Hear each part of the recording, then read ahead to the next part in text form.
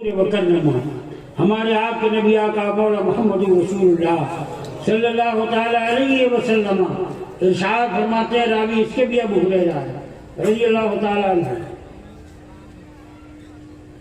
والذی نفسی بیدہ لا تدخلوا الجنة حتى تؤمنوا ولا تؤمنوا حتى تحابوا أولا أدلكم على عمل إذ أنتم فعلتم تحاببتم افشوا السلام بینکم۔ ہمارے آپ کے نبی آقا مولا محمد رسول اللہ صلی اللہ تعالی علیہ وسلم ارشاد فرماتے ہیں، قسم اس ذات کی جس کے قبضے قدرت میں میری جان، اس وقت تک تم جنت نہیں جا سکتے جب تک مومن نہ ہو جاؤ۔ پہلے بھی سن چکے ہو جنت مومن کے لیے ہے، اور اس حدیث شریف میں بھی میرے آقا فرماتے ہیں، قسم اس ذات کی جس کے قبضے قدرت میں میری جان، اس وقت تک تم جنت نہیں جا سکتے جب تک تم مومن نہ ہو جاؤ۔ وَلَا تُؤْمِنُوا حَتَّى تَحَابُوا، اور اس وقت تک تم کامل مومن نہیں ہو سکتے جب تک آپس میں ایک دوسرے سے محبت نہ کرو۔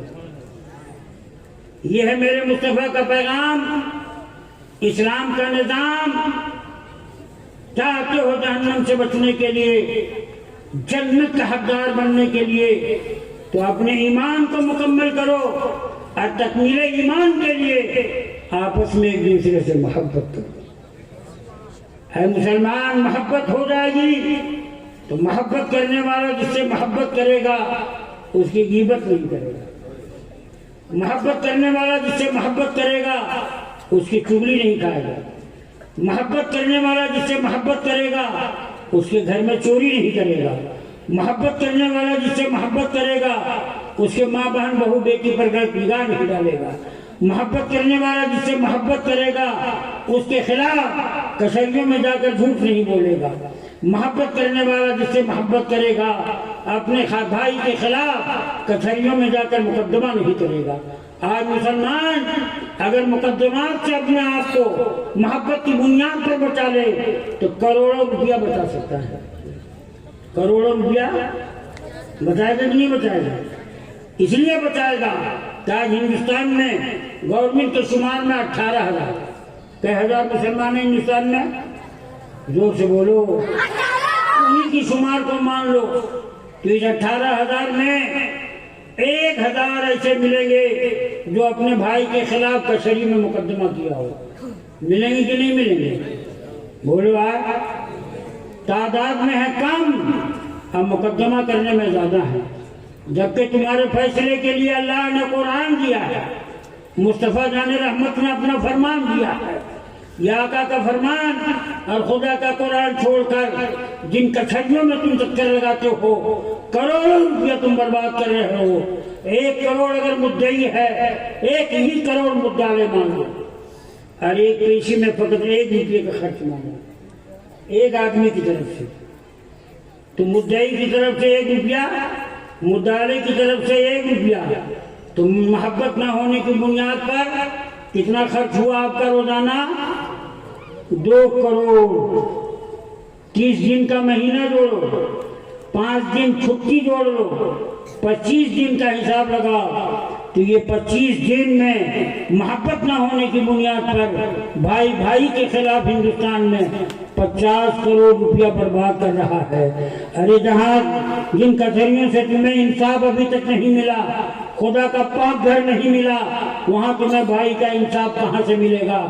لہذا آؤ آپس میں ایک دوسرے سے محبت کرو، اور یہ یومیہ جو 2 کروڑ روپیہ تم برباد کر رہے ہو اس کو بچاؤ، اور بچانے کے بعد کوئی کالج کا انتظام کرو، ڈگری کالج کا انتظام کرو، انجینئرنگ کالج کا انتظام کرو، اور میڈیکل کالج کا انتظام کرو۔ آج مسلمان تعلیم کے میدان میں اتنا پیچھے ہے کہ صرف 4% لڑکے مسلمان کے مدرسوں میں تعلیم پا رہے ہیں، 96% کے لیے کوئی انتظام نہیں ہے۔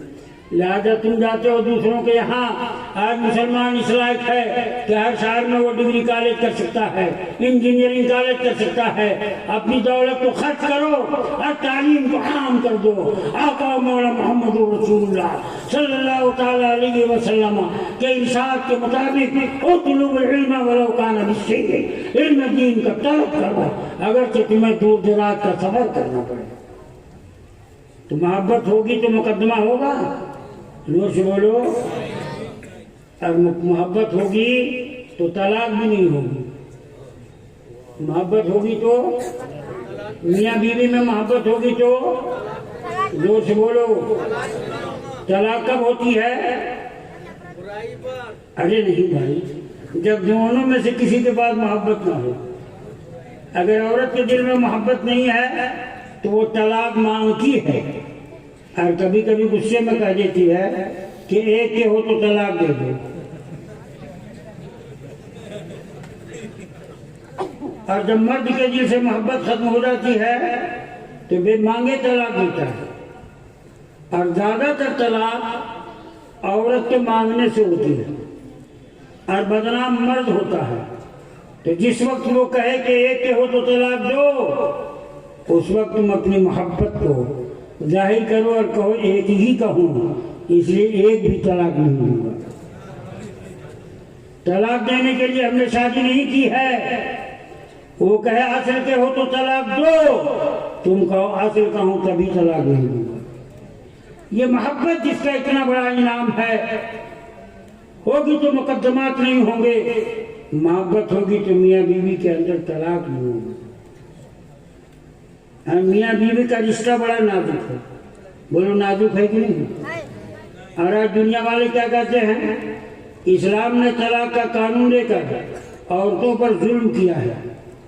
یہ مدھیہ پردیش میں ایک جگہ ہے چھتر پور، وہاں جلسے میں بہت دن پہلے جب شاہ بانو کا کیس چل رہا تھا تو اوکڑا اور جج بھی موجود تھے جلسے میں، اور میں ہی اس وقت مائک پر تھا کہ ایک وکیل صاحب آئے اور کہا کہ صاحب اسلام میں طلاق جو ہے یہ قانون دے کر عورتوں پر ظلم کیا، اور اگر اس نے طلاق کا قانون یہی تھا تو عورتوں کو بھی حق ملنا چاہیے تھا کہ وہ بھی چاہے تو اپنے شوہر کو طلاق دے دے تاکہ برابری تو ہو جاتی۔ تو ہم نے کہا طلاق اسلام میں ظلم نہیں ہے بلکہ عورتوں پر بہت بڑا احسان ہے۔ اس لیے احسان ہے کہ ایک عورت کی شادی ہوئی اور وہ عورت نہیں ہے، اور جس سے شادی ہوئی وہ مرد نہیں ہے۔ زمانے نے اس کو مرد سمجھا، دنیا نے اس کو مرد سمجھا، اور اپنی مردانگی کو چھپا کر اس نے نکاح کر لیا۔ رخصتی ہوئی تو ثابت ہوا کہ نامرد ہے۔ ایسے نامردوں پر طلاق دینا واجب ہے۔ اسلام نے جو طلاق کا قانون دیا وہ نامردوں کے لیے، تو جو ہندوستان میں نامرد ہے وہی طلاق دیتا ہے، اس لیے ناراض ہونے کی ضرورت نہیں ہے۔ مرد طلاق دے گا، زور سے بولو، کس پر واجب ہے؟ زور سے بولو۔ اب اس کی دوسری صورت وہ ہے کہ عورت اگر عورت نہ ہو تب بھی طلاق لے لے، خلا کرا لے یا طلاق دے دے اس کا مرد، تب بھی یہ میاں بیوی کی شادی نسل کے اضافے کے لیے ہے، یہ صرف سیر و تفریح کے لیے نہیں ہے، اور اس کی ضرورت جب تک پوری نہیں ہوگی، اگر مرد اس لائق ہے نہیں ہے تو اس پر واجب ہے کہ طلاق دے دے، عورت اس لائق نہیں ہے تو اس پر واجب ہے کہ طلاق حاصل کر کے وہ بھی آزاد ہو جائے۔ اور اس نے جو دوسرا سوال کیا تھا کہ عورتوں کو حق ملنا چاہیے تھا طلاق دینے کا، تو میں نے اس کا جواب دیا اگر عورت کو طلاق دینے کا حق ملتا تو کوئی شوہر اپنی بیوی کو تجوری کی کنجی نہیں دیتا، کہ اگر دے دیں گے تجوری کی کنجی تو طلاق دے کر چلی جائے گی۔ کوئی مرد اپنی بیوی کے نام سے زمین جائیداد نہیں کرتا، کوئی مرد اپنی بیوی کو اپنی حویلی میں نہیں رکھتا۔ اگر عورت کو طلاق دینے کا حق ہوتا تو اپنے محل سے باہر اس کے لیے کمرہ بناتا جب تک وہ باہر رہتا، محل میں تالا لگاتا اور عورت کی زندگی ایک نوکرانی کی زندگی ہوتی۔ یہ اسلام کا کتنا بڑا احسان ہے کہ اس نے طلاق کا قانون دے کر مردوں کے لیے، مردوں کو اختیار دے کر عورتوں پر احسان کیا اور ان کو گھر کا ملکہ بنا دیا، تجوریوں پر قبضہ دے دیا، دولت پر قبضہ دیا۔ یہ اسلام کا احسان نہیں تو اور کیا۔ اور ہم نے کہا جہاں برابری، تو اگر چھوڑنے کا حق اسلام نے مرد کو دیا ہے تو ماننے کا حق اسلام نے عورت کو دیا ہے۔ بولو بارات گئے ہیں آپ لوگ کبھی؟ بولو بارات گئے ہو؟ اپنی کی دوسرے کی؟ کتنے لوگ بارات گئے ہیں ذرا ہاتھ اٹھا میں تو؟ بس اتنے لوگ، باقی سب تمہارے بیٹھے ہیں۔ کل مسلمان 11 آدمی 5 آدمی کو بارات لے کر جاتا تھا، مسجد میں نکاح کا انتظام ہوتا تھا، بڑے بوڑھے لوگ آپ کو بتائیں گے۔ لیکن آج جتنے بارات جاتے ہیں اتنی گاڑی ہوتی ہے، بولو ہوتی ہے کہ نہیں ہوتی؟ اور فضول خرچی اتنی ہوتی ہے، اتنی فضول خرچی کہ اس سے بچنا مسلمان کے لیے ضروری ہے موجودہ معاشرے میں۔ اور اس میں ناچ بھی ہے، ڈی جے بھی ہے، اور نہ جانے کیا کیا ہے۔ اور جب بارات کو ناچ کر نچوا کر یہ لاتے ہیں بہو کو، تو گھر آ کر زندگی بھر وہ انگلیوں پر نچاتے ہیں کہ دروازے پر ناچے ہو، زندگی بھر ناچے ہو۔ بولو ناچنے والی بارات آپ لوگوں نے دیکھی ہے؟ بولو یار، ہاں یہاں نہیں ہے۔ اللہ کا بہت بڑا فضل ہے، اگر رواج ہو جائے تو کبھی ایسی بارات میں نہ جانا، اس لیے کہ تم بھی جب ناچو گے تو ناچنے والوں کے پیروں میں بیڑیاں ڈالے گا کون؟ تمہاری ہی لیے تو پروردگار عالم ارشاد فرماتا ہے تأمرون بالمعروف وتنہون عن المنکر، بھلائیوں کا حکم دینا تیرا کام، برائیوں سے روکنا تیرا کام ہے۔ اب بارات پہنچ گئی، دولہا بابو بہت ٹھاٹ سے بیٹھے سب سے اوپر، وہ دولہا بابو اوپر بیٹھتا ہے کہ نہیں بیٹھتا؟ سب کی گردن اٹھی رہتی ہے، دولہے کی گردن جھکی رہتی ہے۔ بولو جھکی رہتی ہے کہ نہیں رہتی؟ کیوں کہ آئے ہیں بہت شان سے، ہاتھ پکڑ نہیں سکتے جب تک وہ مان نہیں لے گی۔ پاور ادھر ہے، پاور ادھر نہیں۔ ایک وکیل جو گواہوں کے ساتھ دلہن کے پاس، فلاں کا بیٹا فلاں جس کے یہ جو گواہ، کیا اس کے ساتھ کرنے تمہارا نکاح؟ ہاں کہے تو نکاح ہو جائے، اور نہ کہہ دے تو زور سے بولو اے اسلام کی شہزادیوں، وقت نکاح تم نے مانا ہے تو زندگی بھر مانا۔ دل میں اس کی محبت رکھو، اور جب دل میں اس کی محبت رکھو گی تو زندگی گزر جائے گی، کبھی تمہارا شوہر تمہیں طلاق نہیں دے۔ لہذا ماننے کا حق اسلام نے عورت کو دیا، اگر چھوڑنے کا حق اسلام نے مرد کو دیا ہے تو مرد ماننے کا حق اسلام نے عورت کو دیا۔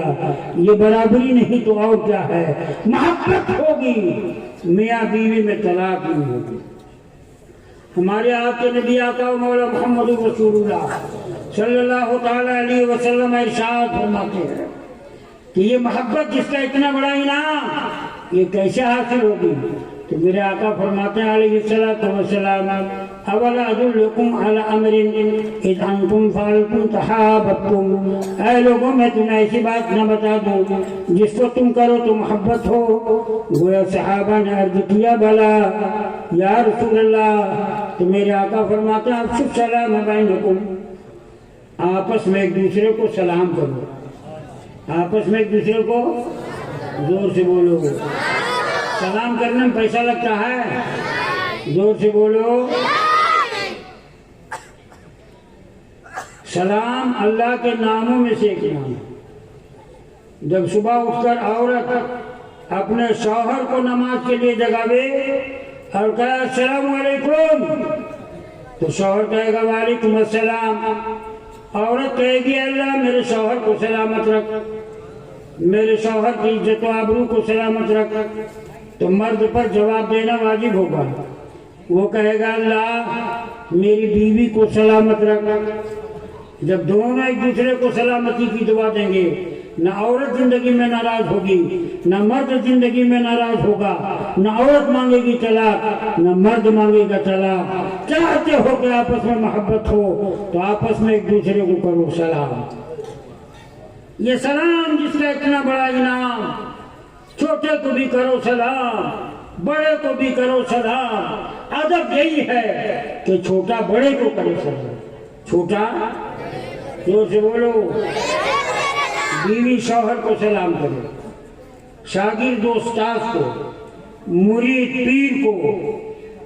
لیکن اگر یہ چھوٹے کسی وجہ سے بھول جائیں نہ کریں تو شوہر انتظار نہ کرے، استاد انتظار نہ کرے، پیر انتظار نہ کرے۔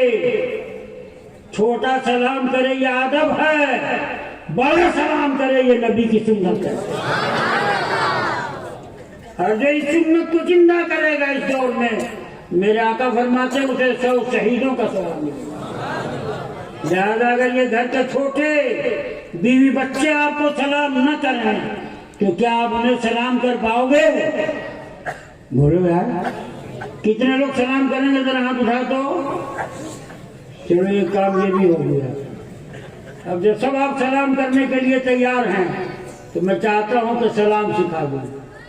اس طرح سیکھ جاؤ گے، کبھی نہیں بھولو گے۔ سلام ہی سے پتہ پوچھا کہ بتا سلام تمہارا پتہ کیا ہے؟ تو سلام کہتا ہے سکھانا ہے سلام تو نماز میں لے آؤ۔ کہاں لے آؤ؟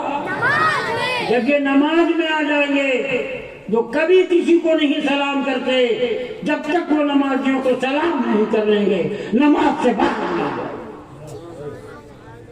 السلام علیکم ورحمۃ اللہ، السلام علیکم ورحمۃ اللہ۔ جتنے چھوٹے سب کو سلام، جتنے بڑے سب کو سلام۔ اور جو سب سے بڑا ہے وہ ہے امام، وہ سب سے پہلے کرتا ہے سب کو سلام، پھر پیر مریدوں کو سلام کرتا ہے، باپ بیٹوں کو سلام کرتا ہے، استاد شاگردوں کو سلام کرتا ہے۔ جہاں نماز میں ہر بڑا چھوٹے کو سلام کرتا ہے وہیں ہر چھوٹا بڑے کو سلام کرتا ہے۔ اے مسلمان، جب 5 وقت نماز کی بارگاہ میں حاضری دو گے تو سلام اس طرح سیکھ جاؤ گے، بڑا آؤ گے، چھوٹا ملے گا کرو گے سلام، بڑا ملے گا کرو گے سلام، گھر آؤ گے بیوی بچے ملیں گے کرو گے سلام۔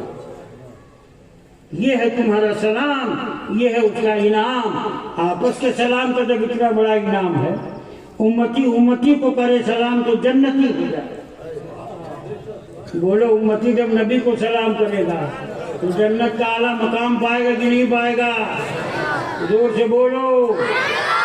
اور وہ نبی جس کا سلام کرنے کے لیے ایک مرتبہ بھی زندگی میں کہہ دے وعلیکم السلام تو پھر قبر کی کیا مجال ہے کیا عذاب دے دے، اور جہنم کی کیا مجال کیا عذاب دے دے۔ اس نبی پر سلام سیکھنا ہے تب بھی نماز میں آ جاؤ۔ اس وقت تک نماز سے باہر نہیں جاؤ گے جب تک نبی کو پکار کے سلام نہیں کرو گے۔ التحیات للہ والصلوات والطیبات السلام علیک ایھا النبی۔ جس نبی کو عین حالت نماز میں پکار کر سلام کرنا جائز ہے، اس نبی کو نماز کے بعد پکار کر سلام کرنا ناجائز کیسے ہو جائے گا؟ نماز جو عبادت ہے اس وقت تک پوری نہیں ہوتی جب تک نبی کو پکار کے سلام نہ کرے۔ والذی نفسی بیدہ لا تدخلوا الجنة حتى تؤمنوا ولا تؤمنوا حتى تحابوا أولا أدلكم على أمر إذا أنتم فعلتم تحاببتم أفشوا السلام بينكم وما علينا إلا البلاغ۔ السلام علیکم ورحمۃ اللہ۔